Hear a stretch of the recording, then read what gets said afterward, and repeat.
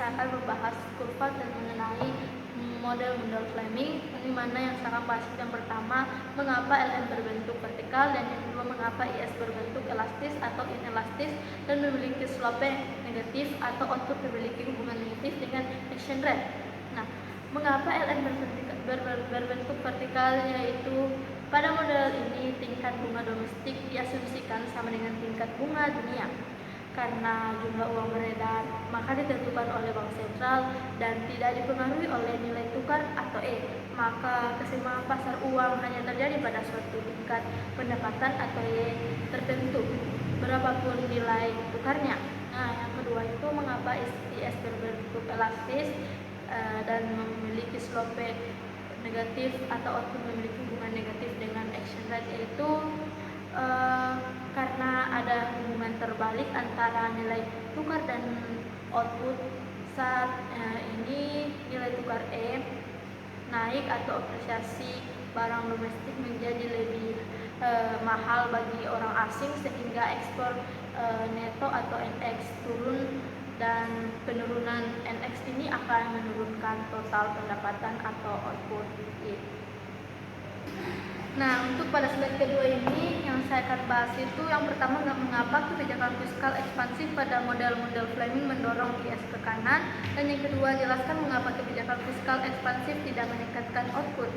Nah, pergeseran IS ke kanan yaitu karena peningkatan belanja pemerintah meningkatkan permintaan agregat sehingga menggeser kurva IS ke kanan. Nah, yang terjadi ini karena terjadinya itu apresiasi. Upaya meningkatkan output ini mendorong tingkat bunga naik dan menarik modal asing masuk, sehingga permintaan mata uang domestik meningkat dan menyebabkan apresiasi nilai tukar atau S1 dan E2.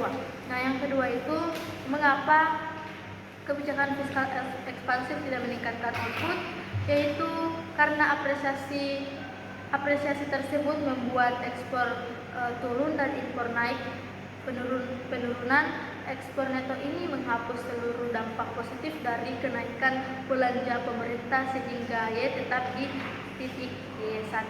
Untuk pada slide ketiga ini, saya akan membahas tentang yang pertama itu mengapa kebijakan moneter ekspansif pada model-model Fleming mendorong LM ke kanan sehingga terjadi apresiasi atau depresiasi. Nah, yang kedua itu menjelaskan mengapa kebijakan moneter ekspansif meningkatkan output.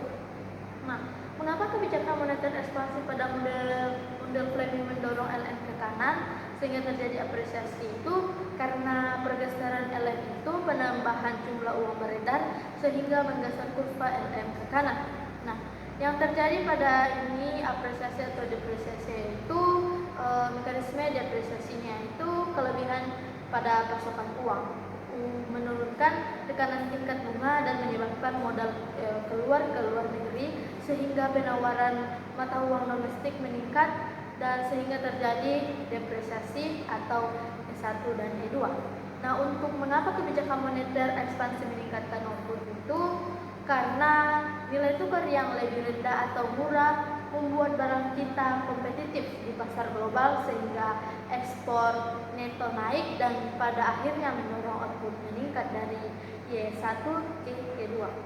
Pada slide keempat ini yang saya akan bahas itu yang pertama, mengapa risk premium ada, dan yang kedua itu pada kurva ini apakah risk premium meningkatkan output akibat apresiasi atau depresiasi, dan yang ketiga jelaskan mengapa risk premium tidak selamanya meningkatkan output atau hubungkan dengan reaksi bank sentral inflasi akibat kenaikan exchange rate dan Marsh-Lehner condition. Nah, pertama-tama itu munculnya risk premium itu karena investor meminta tingkat bunga lebih tinggi sehingga kompensasi atas risiko politik atau ekonomi. Nah, dampaknya pada kurva itu LM bergeser ke kanan karena permintaan uang turun atau orang lebih suka memegang aset berupa tinggi, dan LS sebenarnya itu cenderung ke kiri karena investasi domestik itu turun akibat bunga tinggi sehingga fokusnya pada depresiasi. Nah, yang ketiga itu mengapa risk premium tidak selamanya meningkatkan output itu karena walaupun depresiasi bisa meningkatkan ekspor, output bisa terhambat jika terhambat. Nah, jika digabungkan pada bank sentral itu menaikkan suku bunga secara drastis untuk mencegah inflasi. Nah, untuk inflasinya itu harga barang impor yang mahal menaikkan biaya hidup dan produksi.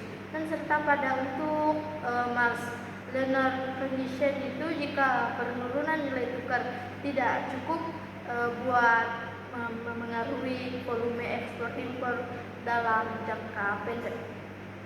Nah, mungkin itu saja yang boleh saya sampaikan pada materi tentang kurva pada model Fleming ini. Sekian dari saya. Saya tutup dengan Assalamualaikum warahmatullahi wabarakatuh.